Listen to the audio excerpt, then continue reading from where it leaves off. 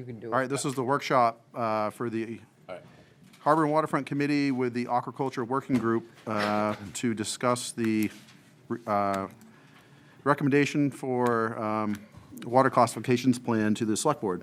So let's go around and introduce ourselves again. I am Samantha Bohan. Darcy Kuchar. Billy Saxon. Matt Gilly. Jerry Lehman. Jay McCray. Paul Kimber, Town Harbor Master. Rose Price. Jack Dawson. Phil Connor. And Philip, Jack, Mose, Jerry, and myself are on the Harbor and Waterfront Committee. So this is our meeting here, and the working group just met to kind of recommend to send the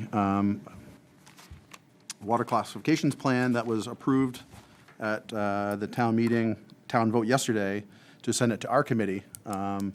And it's in your packet. You guys have this packet. You have one, Philip? I don't have a hard copy, but I got an extra one. So this is going to be on page 4, and it's essentially a memo to the Select Board from the Harbor and Waterfront Committee requesting a change to the water classifications plan. Paul, you want to add anything to this, or no? Basically, it's the same thing that we met last month. We kind of all talked about it, and any input from anyone? I've asked this question and I have been answered, but I'll ask it again. What is this? Is this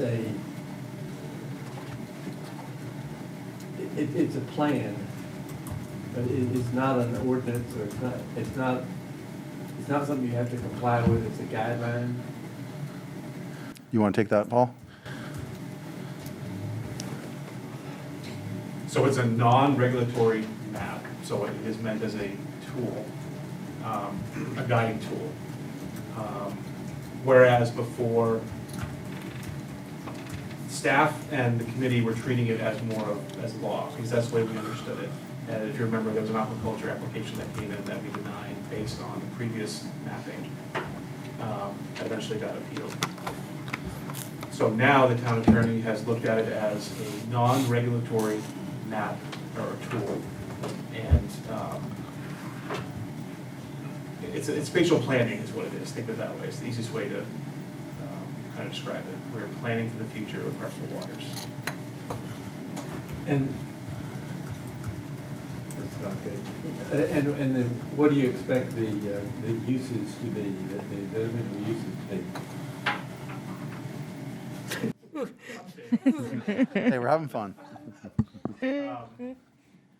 The idea behind the whole thing was, specifically when aquaculture came to the town, the harbor master reviews it, and it kind of stops there.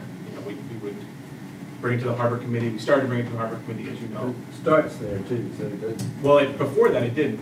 We just had it come to the harbor master per statute. We very quickly learned that one person should not be making all the decisions based on aquaculture. So we started bringing it to the harbor committee, and then this aquaculture work group was formed. And as you know, we've asked the harbor committee to tackle the waters classification plan, and it was just so burdensome. We could never get anything accomplished because of the wharfs, just because of everything else that was always coming down the line. So this tool it's taken everyone's opinion who wanted to participate into consideration.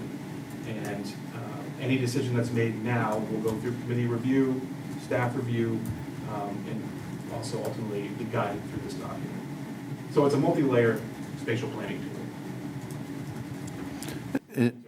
And also, it will be going to the new group as well, correct? It will not be going to the Harbor and Waterfront Committee. Correct. So Yeah. this kind of like, we're saying, we recommend it, but we also recommend it to go to this new group that's forming in July? Yeah. June? July. Well, it will be formed at the next select board meeting. We'll create the actual group. We've already accepted the mission statement. We're accepting applications, and we'll make appointments at the next select board meeting on June, what did we say, 26th? And then the first meeting of the new group will be July 9th at 5 p.m. And they'll start using that map with if there's any new leases, new wharfs, they'll kind of use that map, like Paul and Billy said, as a tool, like, for example, if somebody's coming in with a lease, and they want to put it in area X, but we look at that map and we say, oh, well, look, there's lobster fishing, there's pogie fishing, and there's oyster fishing there. Then we can say, look, there's already 3 fisheries taking place here. This might not be a good area, but if you move a quarter mile to the north, none of those fisheries are happening in this spot. So that would be a better spot for you. Do you think, or does it already, does it say, the classification plan, does it say this that we just talked about? And I'm sort of saying this Look, Page 5. Documented somewhere that, what it is, so somebody that we will know how to use it. Well, we added a description under the water classifications definitions there, which will be the next page in your packet, the type 5 waters. And that kind of speaks to what that new layer is on the map. Let me read it real quick. It doesn't really talk, I guess, about how it will be used per se. But staff will direct that. I mean, Paul is really the leader in this, and he kind of directs the applicant to, this is what we're doing, this is how we go forward with it. Forward, and there, of what you just said a while ago, in a tenth as many words, I think it would be beneficial. It's not different from the 4. It's an addition of a 5th area to more accurately reflect the use of waters. Well, my question is, it doesn't ever tell you what the document actually is, and so is it an ordinance? Do you have to do it this way, or do you use this as a guide to figure out where to request? Well, correct me if I'm wrong, but the final decision is not the town's, it's the state's, because it's state water and state regulations, but the town has input on lease applications or license applications, and has the opportunity to. The last meeting we had somebody come about an application, and like I said before, the magic happened, and the group talked about, this site doesn't look great, how about over here? And they'll make their application, but the state's the one that approves it. What would you request if you came in to ask about this? It's like a pre-application process, Okay. so that it's to avoid problems going forward, and to help people find the best spot for what they want to I do. understand that, but it seems to me like this thing is not described what it actually is, so if somebody wants to utilize it, you look at on a list of documents, I wouldn't pick this off as something that would help me decide where I would need to be. I think also it might help that once we get through the process of it being adopted and approved by the town, the goal is to have an interactive map available on the town website, so that, and that might be room for a little more description of, here's everything that happens in Harpswell, and then you can look at where are all the wharfs and piers, where are the moorings, where are the fishing areas, and it's meant to kind of help guide activities and uses that way. It's informational. It's just explaining like what's here in Harpswell, and then whoever might need to use that. Right now it's aquaculture, but it could also be wharfs. Somebody wants to put a wharf in, someone's planning a charter fishing business and want to figure out where to target, where they go for that. It's just explaining what is here in Harpswell, and then people can use that information for a variety of purposes. But I guess what Philip is saying is that there's nowhere in the town website or in this form or anywhere that says these are the tools to use. And I think, like I said, I think the town staff are really direct that, but maybe we want to put something on the Harbor Waterfront Committee page or on your page that says, tools available for wharves and aquaculture, maybe to kind of, I think Philip's making a good point. Yeah, these are the things that are available to you to find out what's going on in town, and because that's what we want people to use this. I mean, we put a lot of effort into it, so that's a good point, Philip. I got a Even question. more convoluted. There's statute that says that towns can establish rules and regulations.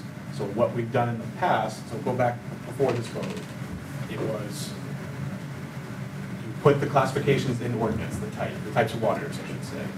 And then under statute, that's what gives the selectmen, in this case, the authority to make those rules that can be changed without a town vote, but at a selectman level. Right. So this is, we're following that guideline, even though it's considered non-regulatory,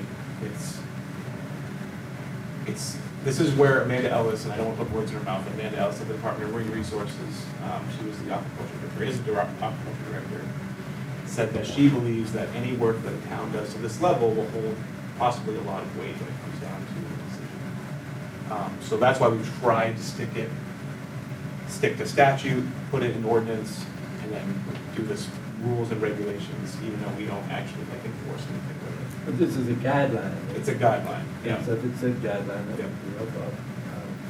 Yep. Thank you. That's a great point, Philip. When, I don't know the answer to this, maybe Sammy or Darcy or you, Paul, can answer this. When somebody is applying for an aquaculture lease, at any point in time, are they directed to like the town website to complete any of that application? You get what I'm kind of asking? Like, is there a way that we could, when they're kind of filling out their application, that we could get it so this map kind of popped up for them in the application process in the town of So Hartwell? the leasing process, we are fixing that, right? So we're gonna have them come to a pre-application meeting. Right. Before it even gets submitted to DMR, it's gonna come before the Fisheries Committee. The LPAs, the only thing that's different is they have to submit a payment to the town before the town harbor master will even review it. So at that point, they could the clerks could hand these papers saying, before you pay, would you like to go to the committees Yeah. and work this out and make sure it's suitable for everybody? I think that would work the best for the applicant and the committee, you know, so then the applicant's not wasting their application fee applying for something that we can very quickly say, no, this isn't gonna work based on this map, you know, so But if, they're still coming to you regardless. yeah, And then the only thing I guess you would save them is they wouldn't have to come back twice. So if you sat with them once, guided them where they want to be, and an agreement that if they go where you've all agreed, then they don't have to come back to the next meeting, I guess. So it would save some time, I guess. Yeah. yeah, There- that, I, Yeah. yeah. And That's may- all I was trying to do, to save time and money for people. And there may be some applications that take a few times, to figure it out. I might not figure it out one meeting, and that's okay, I mean, Yeah. that group will meet every month. But it's really the town staff that directs that stuff, so. I think that's a good idea, what you mentioned, though, maybe when they come in to fill out their application, that could be something that the town clerk hands to every applicant, is the definitions and at least a link, go to this site for an interactive map, Right. And to save time, the working policy that we've kind of had within the town for staff is we will not sit down with the applicant until they've paid that fee, because we were, at one point, we were just so inundated Yep. with applications, we couldn't do it anymore. Right. So hopefully that gives them some homework to go review, and then once they submit it, we'll sit down and we'll bring it forward. They might not even have to, though, if They they may do not. it, their due diligence, and review it, they might answer a lot of their own questions on their own, hopefully. If I'm remembering correctly, when Amanda Ellis was here from DMR, we asked about, can you, put our maps on the site? Can you direct people? And the answer I remember is, no, we can't put the maps on. She thought we could, but we couldn't. But they would hopefully direct people, but I don't know how many times she said, you have a time frame when you can put your recommendation or your suggestions or objections in, but you have to be within that time frame. Because ideally, just what Matt said, this saves time and money. And the town recommendations have weight with the state, but the state makes the final decision. So we're trying to make sure people have all the information they can have. I think catching them at the clerk's office is going to catch most people, and we can also, Yeah. once there is an actual website to point them to, it's easier to access. We can also share this information with the aquaculture groups and make sure they push the word out. Yeah. And That's a good idea. Yeah, I think we Yeah. can help get it out there, and then it'll just kind of Yeah. grow from there. But I guess the next job will be to make the interactive map if everything's approved. Yeah. That's my list. And I think just as far as the Harbor and Waterfront Committee is concerned, I think the goal going forward is to update the map every year. And I think the working group, the fisheries group will probably be the lead on that, Paul, am I right? But obviously, the harbor and waterfront group will be using this map for if we end up doing piers or moorings or whatever else comes our way, but it definitely is something we're gonna wanna use. So it will be updated every year as things change, as climate changes, as fisheries change. So I think that's a good thing. I think it can be the way we did it too, it can be updated more frequently than a year if it needs to be Yeah. too. Because the more, if something major changes in the middle of the year, you know, we can make a change and then pass it on to the select board and they can approve the change instead of having to wait a full year for a Right. town meeting or something. Yep. So it's living, breathing thing that can be changed on the fly. Are there any members of the public that would like to participate?